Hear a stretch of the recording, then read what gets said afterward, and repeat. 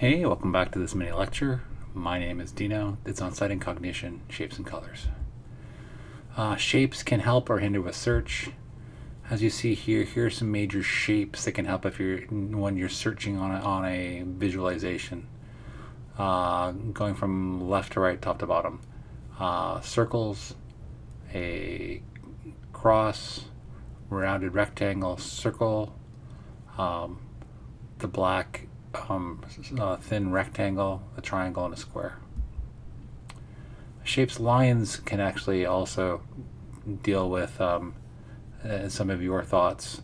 They can create pre-attentive relationships. For example, there's graphical codes on the left and there's semantic equivalences on the right. In the middle here, this sort of star shape is connected to the box, and their shapes are connected by this contour. It shows that they're related. As you see in the middle of the second one, there are two lines, a really thick pink one and a thin gray one, connecting various things. The thickness of the connecting contour denotes the strength of a relationship.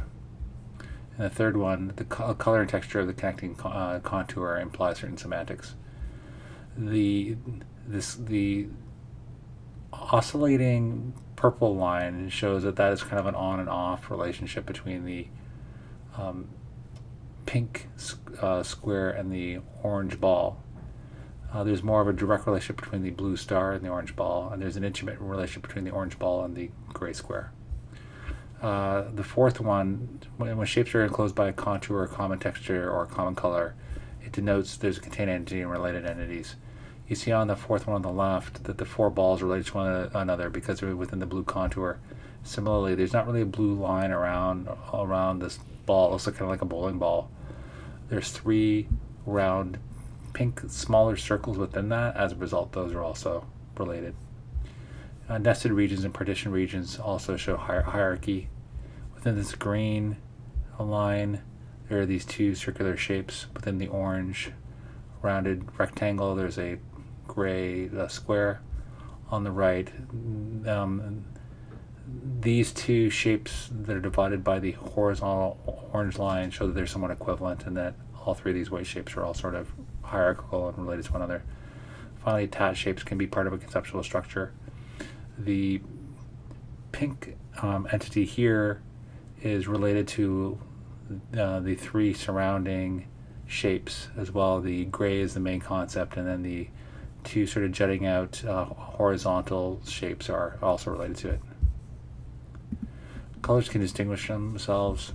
These are the main colors. These are the main colors you want to do if you want to distinguish colors, but if you get beyond them, they're harder to distinguish. Those main colors are black, white, red, green, yellow, and blue. And these sets of colors and these two squares on the left and the right seem different, but in fact they're the same colors. The only difference is that there's a white grid that separates the one on the right. What this shows is that our eyes tend to smooth colors, so the grid, the white gradient, helps to distinguish them. Similarly, the contextual colors help to make colors seem less like the color that they actually are.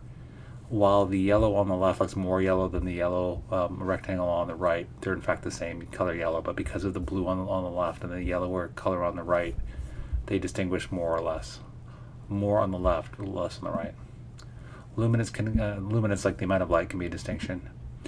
If you have small text like this one on the bottom right, it's good that there's a great luminance differentiation between black text and white background. The green and the red is less of a contrast, but however, the size of the big April on the lower left, that makes it distinctive. Chrominance can also have a distinction. As we see here, if there's a greater chrominance distinction, it can help things pop out. For example, in the far left rectangle, the orange ball pops out. There's less chrominance distinction in the middle rectangle, where the orange stands out, but not as much as the orange on the far left. And then when there's so many colors that are so different, there's so many of them, none of them really stand out anymore. Background colors can make a difference. On the far left and the far right, the balls stick out more where there's an orange against this light green and this blue on the far right against this white than the red and the orange ball in the middle with the dark red. Or with the dark green, sorry. If you're trying to show which of these visualizations is more effective, I would say the one on the left where the lines that are the most important are highlighted and they're in color. On the right instead, the lines which were important on the left are less important with their less dominant lighter color. Finally, luminance over chrominance. We often have a tendency in the modern world to fetishize color. However, if we're looking at a gradient, say for the moon as is shown here, the left red on green is much less effective seeing the gradients of the lunar surface than the one on the right with the gray. That was Sight and Cognition, Shapes and Colors. My name is Dino. Please feel free to like this video if you liked it. Instead, if you want to add comments, please feel free to talk about the search using shapes, the use of lines and pre-attentive relationships, distinguishing colors with the main colors, luminance and chrominance distinctions, as well as luminance being more important over chrominance for gradients. Finally, if you like this type of video, please feel free to subscribe to this channel for similar content. As always, thanks for watching.